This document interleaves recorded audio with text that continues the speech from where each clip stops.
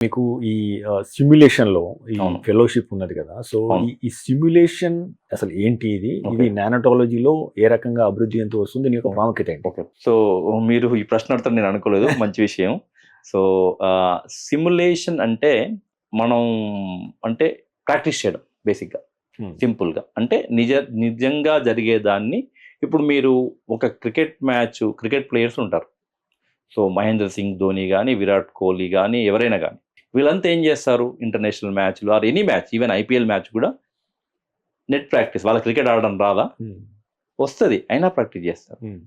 So, దాంట్లో ఏందంటే మీరు మెళకువల్ని, ఆ స్కిల్స్‌ని ఇంప్రూవ్ చేస్తూ పోతుంటారు. హ్మ్. ఈ సిమ్యులేషన్ కాన్సెప్ట్ ఏందంటే హ్మ్. బిఫోర్ పేషెంట్ చూడక ముందుకే ఒక వాతావరణాన్ని క్రియేట్ చేస్తాం. హుహు. అంటే పేషెంట్ వచ్చాడు. పేషెంట్‌కి ఇలా అంటే ఒక చైల్డ్ వచ్చాడు. ఈ ఇబ్బందులున్నాయి. నువ్వు ఎలా ట్రీట్ చేస్తావు? ఇంకొకటి, నేను మెడికల్ కాలేజ్‌లో చదువుకున్నా. నర్స్ వచ్చేసి నర్సింగ్ కాలేజ్‌లో చదువుకుంది.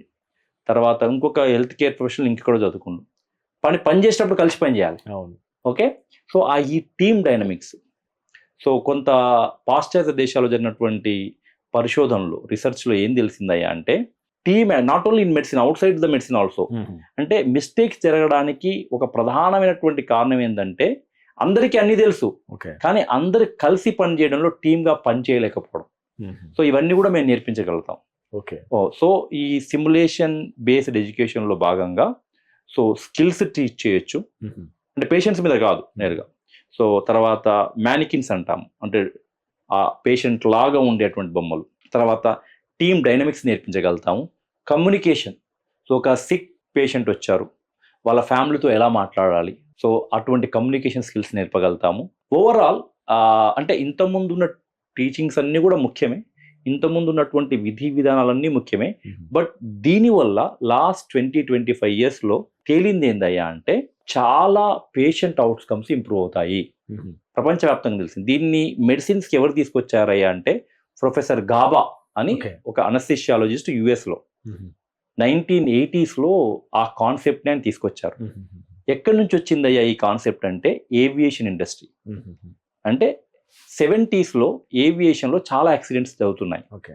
అప్పుడు వాళ్ళు దాన్ని అనలైజ్ చేసి చూసి, ఓహో! ఇలానా? అయితే మనం ప్రాక్టీస్ చేయాలి. CRM, crisis resource management.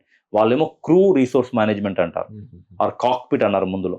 So, అరే అందరికీ అన్నీ తెలుసు. కానీ తప్పులవుతున్నాయి. ఎందుకు అంటే అందరూ కలిసి పని చేయడం లేదు. హ్మ్. సో, ఈ టీమ్ ఫ్యాక్టర్స్‌ని ఆర్ నాన్ టెక్నికల్ స్కిల్ వీటన్నిటిని కూడా సిమ్యులేషన్ ద్వారా నేర్పించవచ్చు అని చెప్పేసి ప్రొఫెసర్ గాబా యూఎస్ నుంచి ఆయన మొదలుపెట్టి మన భారతదేశానికి వచ్చినట్లయితే గత 15 సంవత్సరాల్లో బాగా పాపులర్ అయింది. హుహు. ప్రధానంగా మీరు అడిగారు కాబట్టి చెప్తున్నాను. హుహు. పీడీ స్టార్స్ అనేటువంటి మాది ఒక ఆర్గనైజేషన్ ఉంది. Okay. Paediatric simulation training and research society అని. ఓకే. సో, ప్రస్తుతానికి నేను అధ్యక్షుడిని. నేను ఓహో! ప్రెసిడెంట్‌ని. గ్రేట్. ఆ! సో, దీని ద్వారా we are trying not only what we do is not only అంటే ఈ ప్రాక్టీస్ కోర్సులు చేయడమే కాకుండా హుహు. We also train the doctors to train. ఓహో! ఏ రకంగా సిమ్యులేషన్ బేసిస్ ద్వారా మాకు ఇంటర్నేషనల్ ఫ్యాకల్టీ కూడా వస్తారు. హుహు. పాపం వాళ్ళంతా కూడా మేమేమి ఇయ్యం. వాళ్ళే వస్తారు. ఓకే.